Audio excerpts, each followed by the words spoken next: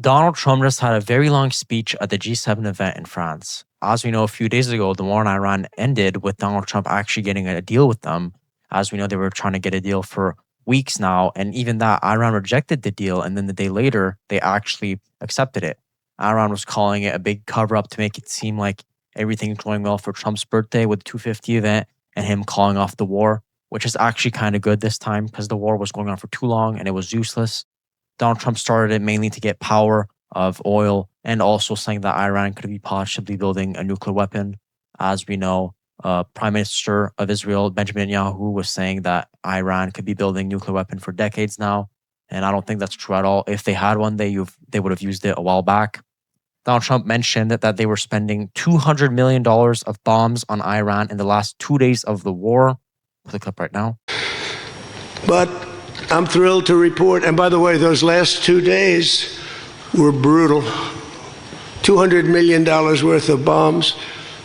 And, it is expensive too, by the way, aside from everything else.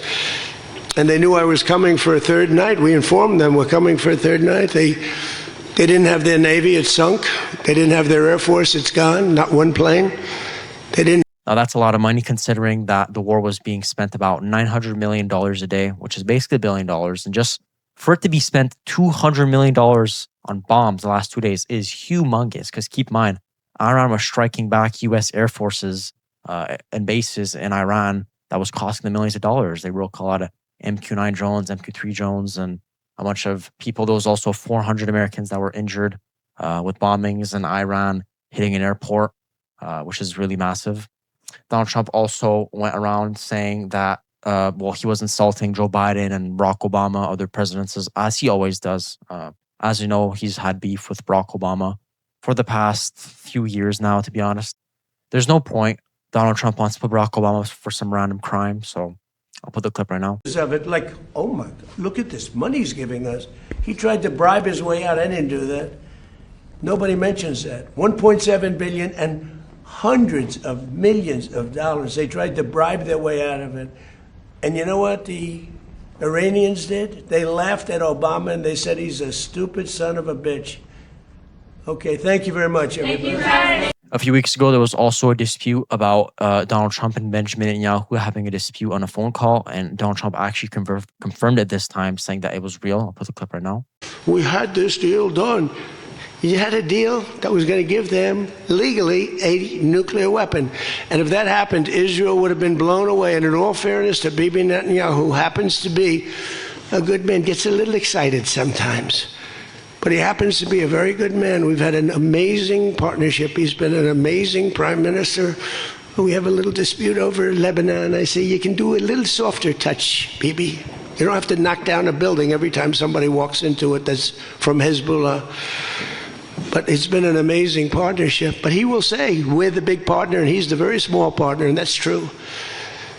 So he came to the country and he begged Barack Hussein Obama, the president, not to do the JCPOA. There was also an awkward moment where Donald Trump wasn't able to actually raise his chair, which then he had to swap his chair with someone else's, which is actually very funny. I'd expect him to at least be able to raise a chair.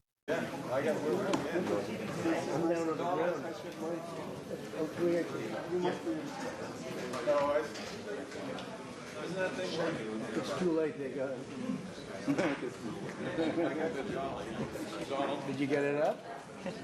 Oh, you moved the chair up? You can. How about the general's chair? He had it. Yeah, his is higher.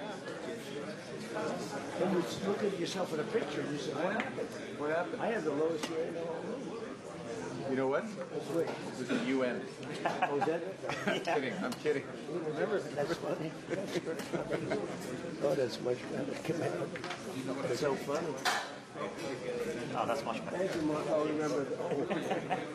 I look better in pictures. Considering that, he's the president of America, and he also claimed to everyone that he's the main boss, considering there's a bunch of world leaders there and a bunch of billionaires like Sam Altman and, if I'm not wrong, Elon Musk also. I'm not very sure on that one, but there was a lot of people like Mark Carney. So basically this whole event was him talking about how good and how reassuring he's going to be reopening the Strait of Hormuz and how everything is going to be going good and the peace deal and how the market will be going back up, which Honestly, look, we'll have to see because keep in mind the Iran war just ended a few days ago, and they basically rejected the deal the day before, saying that Donald Trump was going to bomb the heck out of them, and this is going to be the biggest bombshell ever. And now, just for them to accept it is a bit weird. I wouldn't expect a full peace deal. There's still going to be more stuff going on. I wouldn't be surprised if in a few more days or a few more weeks, Iran threatens again Donald Trump. As you know, the Iran military on Twitter loves to fearmonger, and Donald Trump too. He likes to mention that he's going to bomb them all the time and saying that their military is weak. But to be honest, that's Donald Trump. He's been out of his mind recently, as we've seen him sleeping in cabinet meetings, events, UFC 250 event, the Knicks. It's actually getting out of hand this time because you can clearly tell that all this is impacting his health. All this is impacting his psychological and mental. Like, he cannot handle this stress. Him starting off with tariffs was okay move for him. I don't think that was stressing him much. But then capturing Venezuela, taking over it, putting Cuba in a blackout, and just the war in Iran probably was stressing him out too much, which is honestly a bit normal considering that he was starting off this war all for power, considering that Venezuela was for oil. And now Iran, sort of, like I said, nuclear deal and some oil, but it was mainly for oil. And just for the war to end abruptly out of nowhere, that just goes to show that they weren't winning at all. Sadly, America was not winning against Iran. It's clear. I mean, just for them to give up last second, it's not the best sign ever. So for the next few days, we'll see all this unravel, whether it turns good or bad.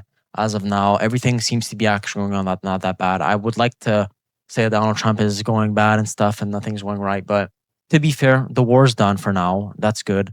We'll have to see if Donald Trump starts other wars. As you know, he has 2 more years to his term. He might start other wars at this point. He might take over China or whatever. It's Donald Trump at this point. He's been starting everything.